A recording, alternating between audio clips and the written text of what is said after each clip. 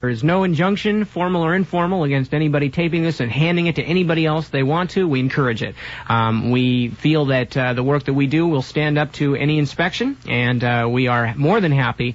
In fact, that's why we're doing this in the first place, is so the largest amount of people can have access to some things that are rather hard to get access to, and most of those things are books, and not that the books themselves are always obscure, although some of them are, but mostly just because most people don't have much opportunity to do much reading about political things, and if they're interested in something, they might not want to wade through 3 or 4 800-page books to find out about it. And we realize that's a perhaps lamentable fact in this day and age, but nonetheless it's there, and we're going to do our best to put some things together and to excerpt certain things and put them together into the most, and again, you'll have to remember this as we're going through this, we're putting this together in the most palatable and understandable sort of form that we can. So we are doing the hard work for you. We, Dave to a large extent, but myself also, have gone through most of this stuff at one time or another extensively and exhaustively, and we have culled out a lot of the stuff, the superfluous, and we're getting to the meat of the subject, and we're handing it on to you. So then it is your responsibility, if you are willing to take it on, to do your best to do something with it, whatever might seem appropriate to you. Alrighty, now, we're going to be talking about terrorism, and one of the things we're going to be focusing on primarily is Middle Eastern terrorism. Not exclusively, but terrorism in and around the Middle East is going to be one of the main focuses of the broadcast this evening. And in order to get a handle on Middle East terrorism and the development of it, we're going to be taking a look at the development of not only the Egyptian Security Service, but also the Libyan Secret Service as well. And we're going to see how the political development of those countries' secret services relates directly to the whole terrorist question. Indeed. And the first thing we're going to be reading for tonight, we're going to be discussing the formation of several several Middle Eastern security services, and at the same time the parallel formation of certain Middle East terror groups.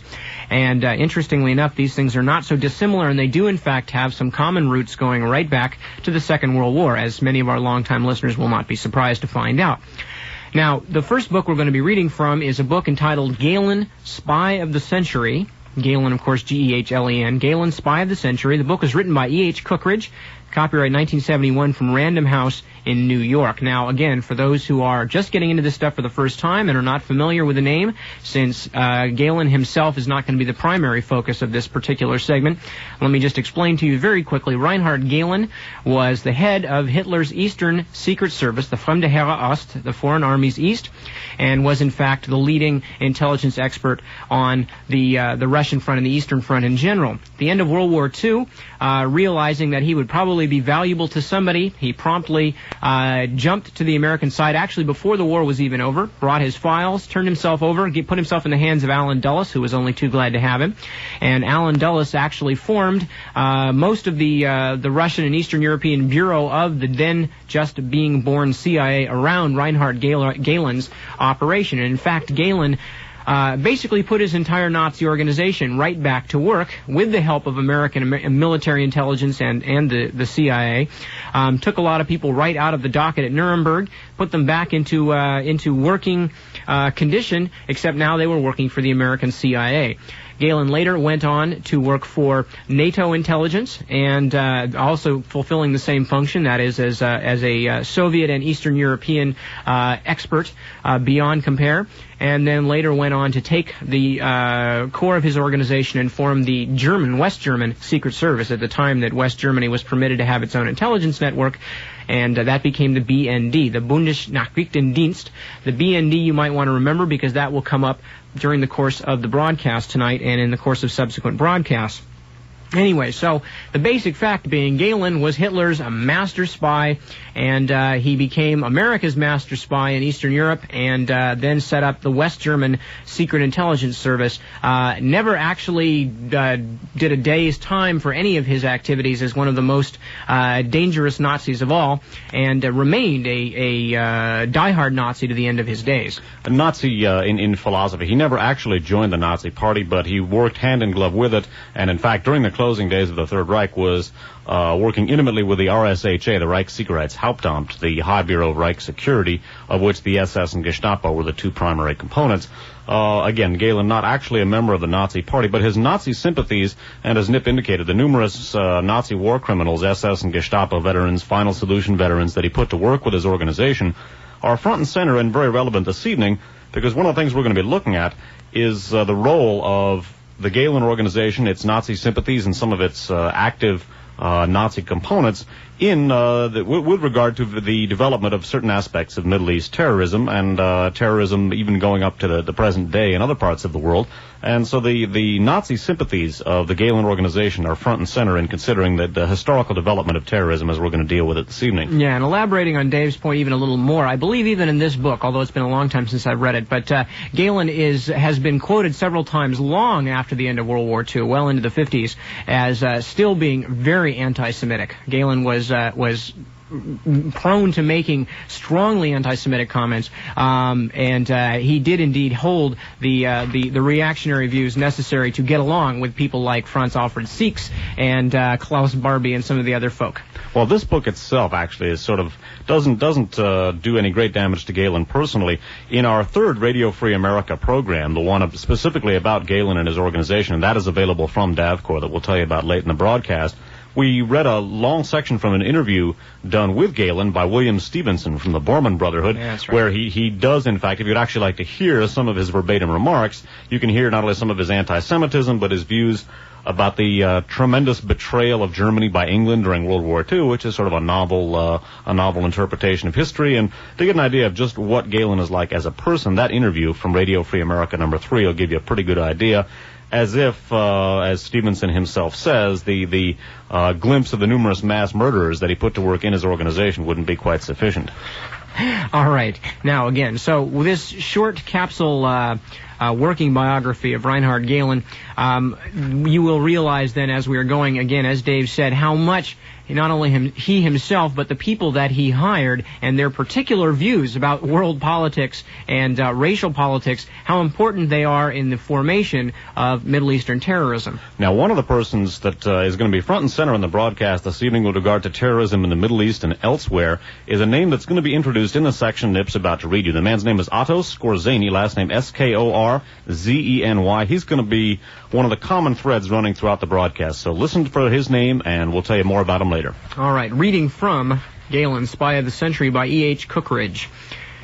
When the British government decided to contract out of Egypt, the United States, having taken on the thankless task of the world's policeman, moved in. In 1951, Alan Dulles had sent one of his leading Middle East experts to Cairo. Just to mention real quickly, for those not familiar, Alan Dulles, brother of John Foster Dulles, who was Secretary of State under Eisenhower. Alan Dulles eventually became head of the CIA. In 1951, Alan Dulles had sent one of his leading Middle East experts to Cairo, Kermit Kim Roosevelt, a grandson of President Teddy Roosevelt, the Rough Rider. Kim Roosevelt had already accomplished difficult assignments in Syria and Iran. From Cairo, he reported that King Farouk's situation was hopeless, and with Dulles' approval, he opened secret negotiations with the Free Officers Committee, led by a charming young colonel named Gamal Abdul Nasser, with whom he had, quote, found a large area of agreement, unquote.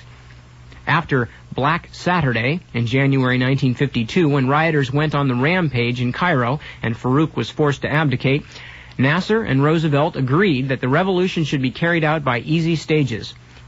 Farouk's infant son was proclaimed king, only to be replaced by the Republic under the figurehead General Naguib. Within a year, Colonel Nasser was in power. Washington regarded him as a valuable ally who would keep communism and the Russians out of the Middle East.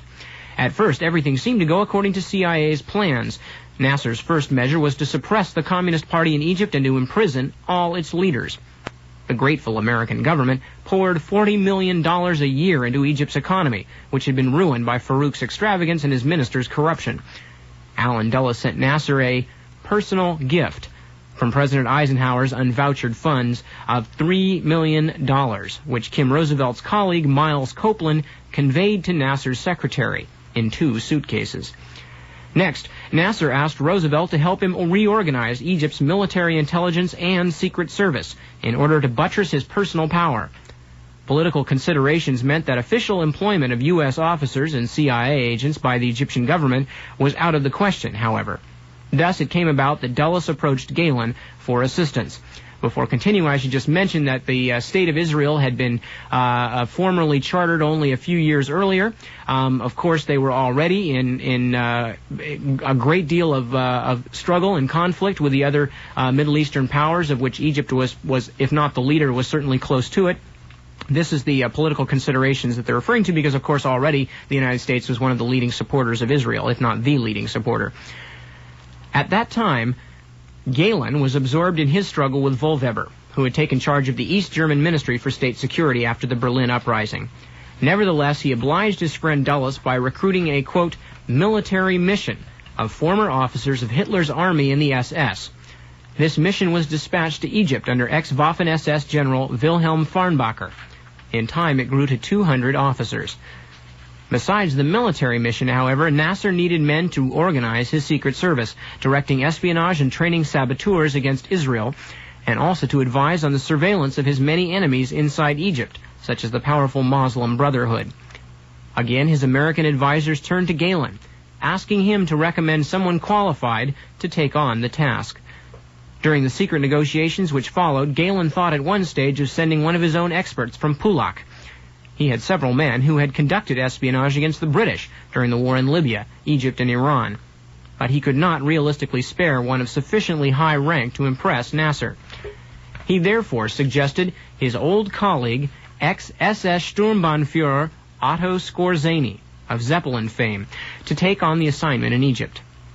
After the war, Skorzeny had spent 3 years in American captivity in Germany as a suspected war criminal. He had been released in July 1948 and was living in Spain, where he had established a prosperous engineering business. I should stop to insert into Mr. Cookridge's manuscript that one of the things that he had established in Spain was the beginnings of the German SS post-war organization known as Die Spinne, the Spider, which he was operating from Spain at that time with the help of Franco's intelligence services and military intelligence, etc. He was not merely a prosperous engineer. Anyway, going along with E.H. Cookridge, he was promised, meaning Skorzeny, he was reluctant to accept, meaning to accept Gehlen's commission. For one thing, the Egyptians offered little financial inducement. He was promised that CIA would top up his salary from Nasser.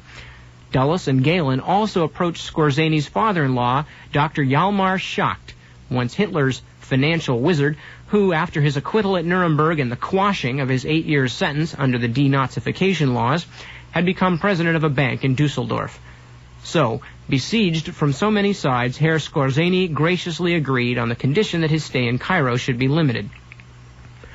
Skorzeny worked in Egypt for about a year, and then left Nasser's secret service in the good hands of other SS and Gestapo men.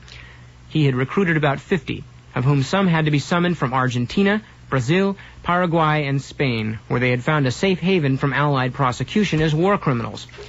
Amongst his assistants was a high official of Goebbels' propaganda ministry and Himmler's RSHA, Franz Bunch, spelled B-U-E-N-S-C-H, and, quote, expert on Jewish matters. He had worked with Eichmann on the final solution during the war, and had written a book entitled Sexual Habits of the Jews, which was probably the most viciously pornographic document ever produced by the Nazis.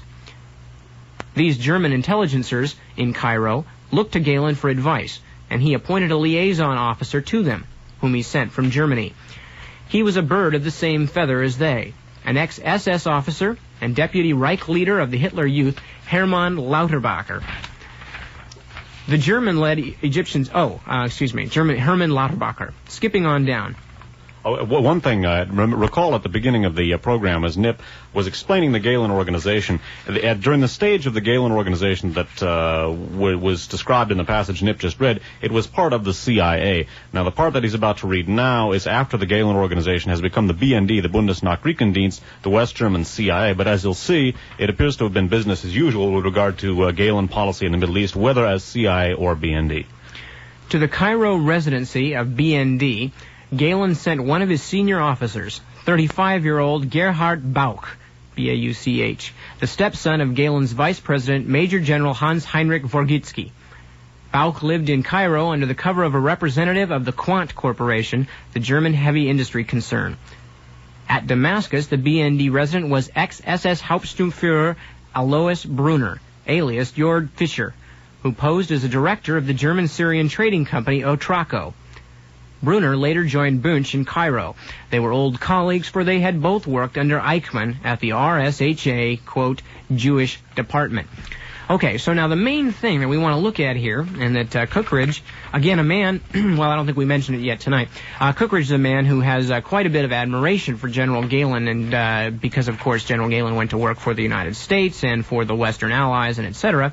But even Cookridge, of course, has difficulty overlooking the fact that the people that were sent at the request of the United States, and again, remember that Israel at this time was struggling for existence in the Middle East, was already essentially at war with most of the Middle East and most notably Egypt, that at the request and the behest of Allen Dulles, Reinhard Gehlen, again himself, one of the most intelligent men and one of the most important men in the German High Command as far as the persecution of war matters, Reinhard Gehlen was sending people to work for and to, in fact, set up the Egyptian security service in one of the world's most touchy areas, who were, in fact, people who had been working on the final solution, and not only working on the final solution, but were fairly high up in such organizations as the RSHA. Now, again, we have to look at this and put this in perspective. This is, well, the first part what they were talking about when Skorzeny was initially contacted, this is 7 years after the war in Europe was over. In other words, the buildings had barely stopped smoking, and the graves were still covered with fresh soil, practically, to wax metaphorical, when the Americans, again, Allen Dulles, was sending final solution veterans, people like Franz Bunch, and in fact, we're going to show you some real final solution veterans. We're going to show you some of the real heavy hitters, which, now remember, the Gehlen, the Cookridge book, rather, was published in 1971. We're going to look at a book published 10 years later, which is going to have some even more damning information about the same group, which I'll save here for just a second. The point being, this is done, as Nip said, 7 years after the conclusion of World War II, as the buildings were still smoking, practically, as he indicated. And in fact, in Eastern Europe, the fighting was just winding down. The guerrilla warfare we discussed in our first Radio Free America show. It's worth noting that this, the formation of the Egyptian Secret Service and military intelligence was not only accomplished under CIA auspices, but specifically an obvious Third Reich bent was given to these organizations by the die-hard Nazis who were and anti-Semites who were placed in key positions to reconstruct the Egyptian services. Indeed. And basically, I think that pretty much sums up the point I was going to make, which is that at the very least, and this is granting Allen Dulles and his CIA brethren a great degree of leeway. At the very least, you would have to say it was an extremely politically dangerous move to make. However, when we put this into the context, and as people who have listened to the other Radio Free Americas and are familiar with some of the things that the CIA was, and the group that was going to become the CIA and military intelligence for America, some of the things these people were doing at the end of World War II, we realized that in fact there was nothing unconscious or accidental about this, that it was a systematic attempt to take the people who were considered to be the most ruthless and dangerous anti-communists in the world, the Nazis, and turn them right around again and sick them on our late allies, the Soviet Union, and the Middle East was only one further opportunity to do it. Now, where Israel came into these discussions and into these considerations, because obviously Israel was considered to be a potentially, at least a potentially valuable ally in the Middle East, and to think about Allen Dulles gleefully paying Otto Skorzeny's extra salary so he would take the job on so he could bring people like Bunch and these others over into the Middle East, it boggles the mind. But even so, at this point, very early on, within a few years after the war is over, the United States has already made what I think virtually any a civil libertarian or progressive thinker would have to think a crippling decision as far as national morality, and unfortunately, as we shall see, a crippling decision as far as Middle Eastern stability goes. Right. Now, this CIA-sponsored Gehlen and Skorzeny mission to the Middle East is worth noting for our purposes because the roots of Middle Eastern terrorism are to be found in this Nazi contingent that Gehlen dispatched under CIA auspices to Egypt, and as we're going to see in a minute, Libya as well. Now, one of the most infamous name probably of all the people involved with the final solution is going to crop up here as one of the officers who Skorzeny commanded in Egypt. And we're also going to take a look at the development of the very first Palestinian terrorist groups under Skorzeny's auspices while in the Middle East. It should be mentioned at this point that Otto Skorzeny was not only one of Hitler's personal favorites, but was in charge of commando training for the Third Reich. He was perhaps, well, you can't say he was most famous Third Reich military veteran, but one of the most famous Third Reich military veterans. Among his exploits, he rescued Mussolini after Mussolini had been imprisoned following the overthrow of his government. He also effected he was very active against partisans in places like Denmark. We're going to take a look at a key Skorzeny kidnapping, the kidnapping of Mickey Horthy, the head of the son of the head of the Hungarian government, which prevented a switching of sides of Hungary. Hungary had fought on the side of the Axis. Horthy, however, seeing the writing on the wall for the Axis powers, was preparing a negotiation with the Allies and the Soviet Union in particular, whereby he was going to switch sides. As we're going to take a look at Skorzeny and his career, a kidnapping of Admiral Horthy's son was able to basically postpone that switching of sides until the actual defeat of the Hungarian armed forces. Now, we're going to be reading, again, bear in mind the mission that Nip just told you about, reading from the Cookridge book, the CIA-sponsored Gehlen and Skorzeny mission to the Middle East. We're going to take a closer look at that very same mission. This from a book published 10 years after the Cookridge book. We're going to be reading now from a book called Skorzeny, Hitler's Commando. That was authored by Glenn Infield, published in hardcover by the St. Martin's Press, copyright 1981. And of Skorzeny and the mission to Egypt, Infield writes, his first task was to organize a staff of former SS and Wehrmacht officers to train the Egyptian army and security forces. He selected carefully, making certain that each officer he brought to Egypt was a die-hard Nazi, an expert military tactician, and was anti-Semitic. Among those recruited by Skorzeny were SS General Oskar Dirlewanger, Dirlewanger, who had commanded a brigade composed of poachers, criminals, and men under the sentence of court-martial during the Warsaw Ghetto Uprising, and whose actions against the Jews had earned him the nickname Butcher of Warsaw. SS Colonel Adolf Eichmann, the officer Himmler charged with the destruction of millions of Jews, and who later would be kidnapped from Argentina by the Israeli Secret Service and smuggled back to Israel to stand trial. I'm going to read that last sentence again because this is worth noting. Now remember, in this instance, Eichmann is operating actually as a contract agent for the CIA. Although not a regular agent, he is operating here technically under contract to the CIA. Once again, this is one of the most intriguing details I've ever seen about the Gehlen organization. This is, once again, folks, a CIA mission here. Reading from Skorzeny, Hitler's Commando. Among the people Skorzeny recruited, SS Colonel Adolf Eichmann, the officer Himmler charged with the destruction of millions of Jews, and who later would be kidnapped from Argentina by the Israeli Secret Service and smuggled back to Israel to stand trial. SS General Wilhelm Farnbacher, Panzer General Oskar Munzel, Leopold Gleim, former chief of Hitler's personal guard, and Gestapo security chief of German-occupied Poland, and Joachim Daimling, former chief of the Gestapo in Dusseldorf. To handle medical problems, Skorzeny recruited Dr. Heinz Eisele, E-I-S-E-L-E, who had been chief medical officer at Buchenwald concentration camp, and Heinrich Wiedemann, former medical director at Dachau. So a really intriguing collection of people for Otto Skorzeny and the CIA to have in Egypt, training the Egyptian Secret Service. And in light of some of the things that cropped out of this particular association, it's not too surprising that basically a pattern of bloodshed was being established at this point. Now, still later in the Skorzeny book by Infield goes into one of the most important details for our purposes of the broadcast this evening, namely the fact that while serving as a CIA contract agent in Egypt on this very mission that we've just been describing, Otto Skorzeny set up the first Palestinian terrorist groups. Reading again from Skorzeny, Hitler's Commando. Skorzeny was already training an Arab Foreign Legion in commando tactics. This unit was comprised of 400 former Nazis and Gestapo veterans and used a training base at Bilbias in the Delta. He also helped organize and train the first Palestine terrorists and planned their initial forays into Israel by way of the Gaza Strip about 1953 and 4. Voss, that's Wilhelm Voss, a key West German representative in Egypt. Voss was aware, too, that Skorzeny had no intention of leaving Egypt except for his periodic trips to Argentina and other countries where Odessa had business and political interests, and to his home base in Madrid. So while on this CIA-sponsored mission, employing the likes of Adolf Eichmann, Franz Bunch, and so forth, Otto Skorzeny sets up and helps organize helps plan the forays for the first Palestinian terrorist groups. This is significant for our purposes because Palestinian terrorism is one of the things we're going to be looking at great length this evening.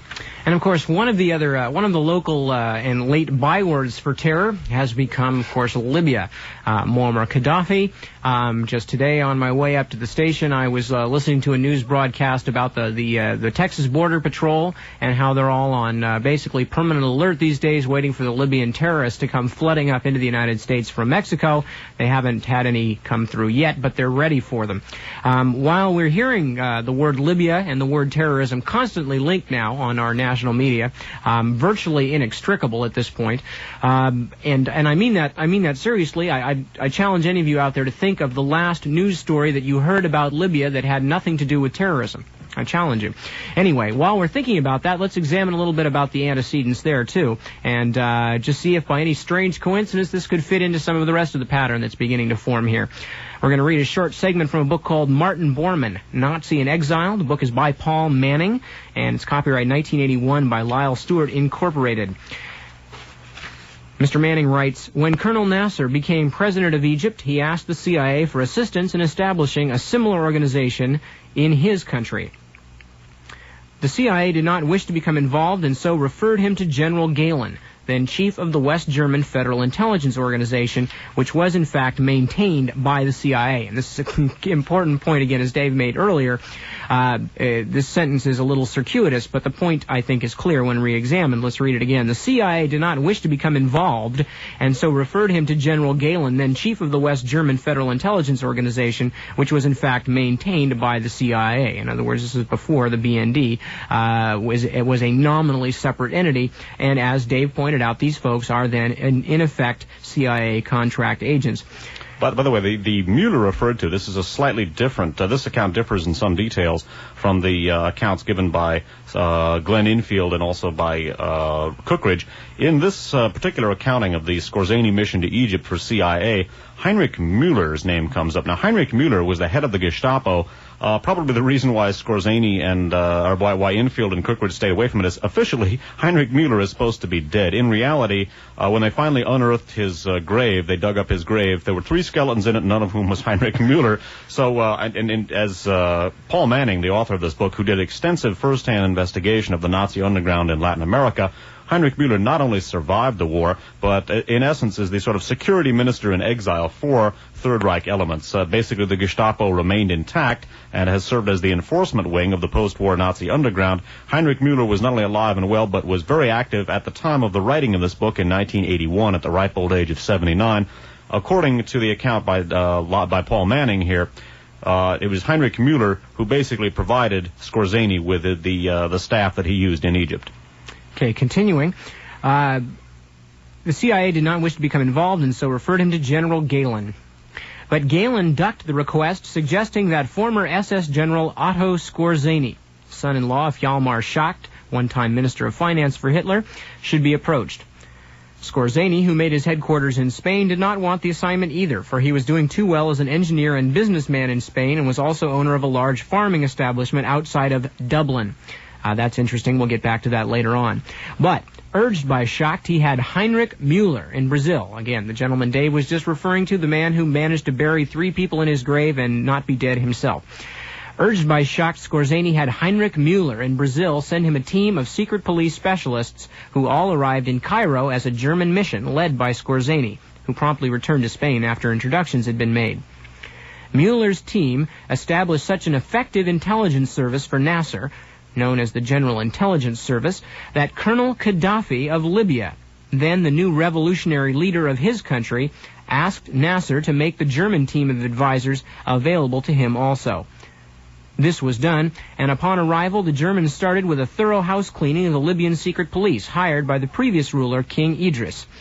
2,000 Libyan police were put in jail and continue to languish there today, and the Germans rebuilt from scratch. Today, Libyan intelligence agents are stationed in all Libyan, African, and overseas embassies and consulates, and they are tough and ruthless. Perhaps as a quid pro quo to this service to Libya, the colonel granted the West German rocket company, Ortag, rights to a vast test range 600 miles south of Tripoli in 1980. So again, Muammar Gaddafi, then the brand new revolutionary leader of Libya, also sent for Skorzany's Dial a Nazi Security Service and had them sent promptly over to Libya, where they formed the Libyan Security Service. And those same Libyan security agents who stationed in embassies have been wrecking some kind of havoc, including shooting a policewoman in Britain, which very nearly ended all relationships. It did end all standard relationships between Britain and Libya a couple of years ago. But again, we are talking about a hand-picked group of anti-Semite, die-hard Nazis being contracted by the CIA through Reinhard Gehlen, sent to the Middle East to train the Egyptian Security Service, security and military intelligence, the folks who managed to let Anwar Sadat catch about 90 machine gun bullets, and the Libyan Security Service, the terrorists who are trained by them, of course, being the ones that we have our Border Patrol in Texas on 24-hour watch for. Also, the ones that we had key CIA operatives Edwin Wilson and Frank Triple working with and arming a few years back. We're going to be coming back to the Triple-Wilson connection with regard to Libya. Thereby hangs a tale indeed. Indeed, and the point being here that the first Palestinian terrorist groups grow out of a Nazi mission to Egypt to reform the Egyptian military and intelligence services, and that mission was accomplished under the auspices of the Central Intelligence Agency and the Gehlen Nazi wing under it, and working for it at the time. Again, a key name to remember, the fellow who set up these first Palestinian terrorist groups while working as a contract agent for CIA, Otto Skorzany, the commando chief of the Third Reich, and a dominant person in shaping the pattern of post-war terrorism, as well as setting up many of the organizations involved in it. So remember Skorzany, remember the mission to Egypt that he carried out on behalf of Gehlen and CIA, and the connections between that Nazi group and not only the Egyptian Secret Service, but the Libyan Secret Service as well.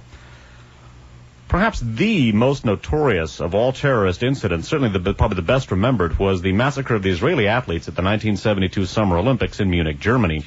We're going to be taking a look at that particular incident in considerable length this evening, and we're going to begin looking at it right now. Specifically, we're going to take a look at the man who was credited with organizing the Olympics massacre, a Palestinian named Ali Hassan Salameh. That's Ali as A-L-I. Hassan, H-A-S-S-A-N, Salameh, S-A-L-A-M-E-H. Now, Ali Hassan Salameh is to be distinguished from Hassan Salameh. We're going to talk about Hassan Salameh, his father, in just a few minutes. But this is Ali Hassan Salameh, the leader of the Olympics massacre. An interesting article about Ali Hassan Salameh indicating that he also worked for the CIA appeared in the Wall Street Journal of February 10th, 1983. It's by David Ignatius, a Wall Street Journal reporter, and it's headlined, PLO operatives slain reputedly by Israelis had been helping U.S. Subtitled, Figure in Munich Massacre died in a 1979 explosion. Role in diplomat safety. Arafat's American Channel? ? Dateline, Washington. On January 22, 1979, an official of the Palestine Liberation Organization named Ali Hassan Salameh was killed in a car bomb explosion in Beirut. One of the most notorious PLO terrorists during the early 1970s, he had helped plan the seizure of Israeli athletes at the 1972 Summer Olympics in Munich. We have lost a lion, said PLO chairman Yasser Arafat. Mr. Salameh's corpse carried a hint that he was an unusual lion. In one of the dead man's pockets, according to a close friend, was a message sent that day from Bashir Gemayel, the leader of the Lebanese Phalangist militia and normally a ferocious enemy of the PLO, warning Mr. Salameh that his life was in danger. Shortly after the assassination, Admiral Stansfield Turner, then the director of the Central Intelligence Agency, briefed President Carter on the incident. The CIA's information about who had killed Mr. Salameh wasn't conclusive, but senior Carter administration officials say they suspected it was the Israelis. These officials say that despite Mr. Salameh's terrorist background, President Carter expressed concern, unquote, at his death. The reason for President Carter's dismay was that for over 5 years, Mr. Salameh, with Mr. Arafat's apparent approval, had been providing the CIA with intelligence that helped protect U.S. diplomats from extremist attacks by Palestinians and other Arabs. He had also helped implement an understanding with the U.S. Turning the page here. He had also helped implement an understanding with the U.S. reached in November of 1973 that Mr. Arafat's PLO mainstream group, Fatah, wouldn't harm Americans. Moreover, according to a top U.S. official, the U.S. had reason to believe that the Israelis knew, unquote, that Mr. Salameh was secretly helping the U.S. The Salameh connection, which amounted to a backdoor channel between the U.S. and the PLO, is one of the most intriguing tales to emerge from the conspiracy-laden Middle East. It illustrates the complex intelligence operations undertaken by the U.S., the PLO, and the Israelis in this region. It also shows how, on occasion, U.S. and Israeli interests can differ sharply. Skipping down in the article. In mid-1973, Mr. Arafat and Mr. Salameh began their opening to the U.S. for the PLO. The dialogue offered the prospect of eventual U.S. recognition of Palestinian rights. For the U.S., it offered a chance to curb terrorism against Americans, such as the March 1973 murder of 2 U.S. diplomats in Khartoum by a faction of Black September. The chronology of this secret U.S. PLO diplomacy is outlined by former Secretary of State Henry Kissinger in his recent volume of memoirs, Years of Upheaval, unquote. According to Mr. Kissinger, contacts began in late July of 1973 and climaxed in a secret meeting on November 3rd in Rabat, Morocco, between General Vernon Walters, then Deputy Director of the CIA, and a senior PLO official. The meeting produced what amounted to a non-aggression pact between the U.S. and Fatah. Mr. Kissinger writes that, quote, attacks on Americans, at least by Arafat's faction of the PLO, ceased, unquote. Mr. Salameh, as chief of Fatah security, was responsible for enforcing this new policy. The first test came in December 16, 1973, when Mr. Kissinger visited Lebanon. Mr. Salameh's friends say he advised the U.S. there might be an attempt in Beirut on Mr. Kissinger's life. Mr. Kissinger notes in his book, quote, a report that there was a plan to shoot down my plane, unquote. So the Kissinger plane was diverted to a Lebanese air base at Rayaq in the Bekaa Valley east of Beirut. A Beirut source says that Mr. Salameh marshaled a force of 6,000 people to protect Mr. Kissinger during this brief visit. And skipping down still further. Mr. Salameh's help with security wasn't limited to the U.S. and his friends and his friend. Starting again. Mr. Salameh's help with security wasn't limited to the U.S., his friends in Beirut say. They say he tipped off the Saudis about various plots, including a plan by the PFLP to infiltrate saboteurs through South Yemen to blow up Saudi oil facilities. He provided assistance to security officials from West Germany, Italy, and Japan who were seeking information about links between their own domestic terrorists and Palestinian extremists. And in 1977, after Anwar Sadat's trip to Jerusalem, Mr. Salameh helped pass information to Egypt about a Libyan-backed plot against Mr. Sadat. Skipping down still further. About the organization that Salameh headed up. Only 37 years old when he died, he headed Mr. Arafat's Fatah Security and Intelligence Unit with up to 3,700 members and a monthly budget of $1.5 million. The unit was known as Squad 17, apparently because Mr. Salameh's office was Extension 17 on the PLO military telephone network. Remember Squad 17. I'm going to read that last couple of sentences again because Squad 17 is going to figure prominently here. Only 37 years old when he died, Salameh that is, he headed Mr. Arafat's Fatah Security and Intelligence Unit with up to 3,700 members and a monthly budget of $1.5 million. The unit was known as Squad 17, apparently because Mr. Salameh's office was Extension 17 on the PLO military telephone network. We're going to be coming back to Squad 17 near the end of the broadcast. It's something which is very much with us these days. The last section of this Wall Street Journal article from 2/10/83 that I'm going to read you is the following. Born April 1st, 1941, Mr. Salameh was the son of a well-known Palestinian militant named Sheikh Hassan Salameh. Sheikh Hassan was a leader of the Palestinian resistance movement headed by the Grand Mufti of Jerusalem, Haj Amin Husseini. During the 1948 fighting that led to the creation of Israel, Sheikh Hassan was killed by an Israeli bomb. The family eventually fled to Cairo. Now, here are the two of the key names for the section we're about to get into. One is Sheikh Hassan Salameh, the father of Ali Hassan Salameh, the fellow credited with planning the Olympics massacre of 1972, and a man who, as we've seen, by July of 1973, was establishing contacts with the U.S. and providing security information to the CIA within less than a year of having accomplished the Olympics massacre. Now, it should be noted that Ali Hassan Salameh was not a full-time CIA agent. He was simply working for them. He was not a formal agent. However, it's an intriguing relationship. And again, his father, Sheikh Hassan Salameh, is a man we're going to be talking about in just a couple of minutes.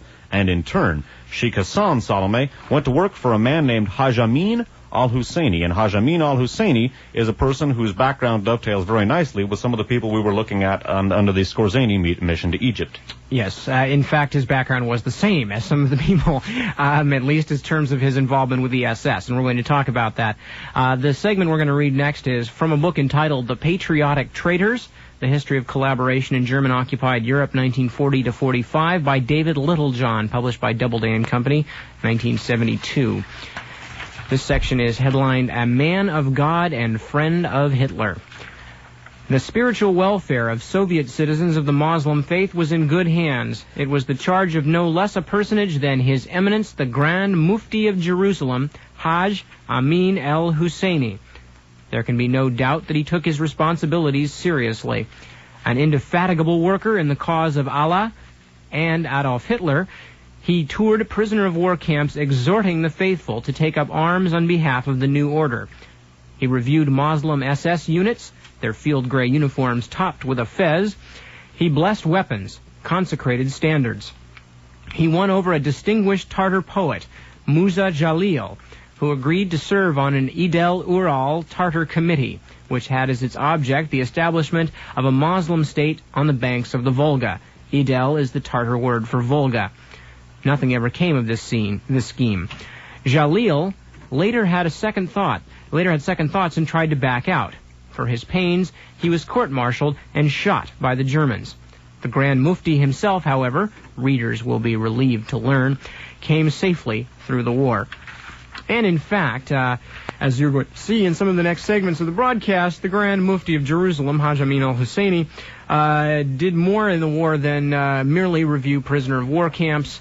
And what they're talking about, the spiritual well-being of Soviet prisoners, they're talking about the large group that we talked about on past Radio Free Americas of the Sovietized Turks, the people who were, I suppose you call them racial or ethnic Turkish peoples or Turkic peoples who fall within the boundaries of the Soviet Union, many of whom are not happy about that state of affairs. And these peoples were heavily recruited by the Nazis during World War II as they moved into the Soviet Union. And the ones who had been captured during battle with the Soviet Union were actively urged and in many cases convinced to turn against the Soviet Union and to join the Nazis. And as a matter of fact, as we talked on earlier Radio Free Americas, the Grey Wolves, who are the source for people like Mehmet Ali Agha, the would-be assassin of Pope John Paul II. The Grey Wolves were founded largely through cooperation between the Nazis with these pan-Turkist elements. But anyway, we're talking here about Haj Amin al-Husseini, who not only combed the prisoner of war camps for potential new Reich citizens to go and fight the Soviet Union, Muslims, but of course also was involved in some other rather interesting things, not least of which was his friendship with Hassan Salameh. And in fact, it was even more than just a friendship. Hassan Salameh was one of the most loyal lieutenants of Haj Amin al-Husseini, both while he was working for the Third Reich, and again, as Nip indicated, Haj Amin al-Husseini was working with the so-called outside Turks that we reviewed in Radio Free America number 14 about the World Anti-Communist League. We also went into it at considerable length in Radio Free America number 21, the last of our shows about the Pope shooting, if people would like to read up more about that.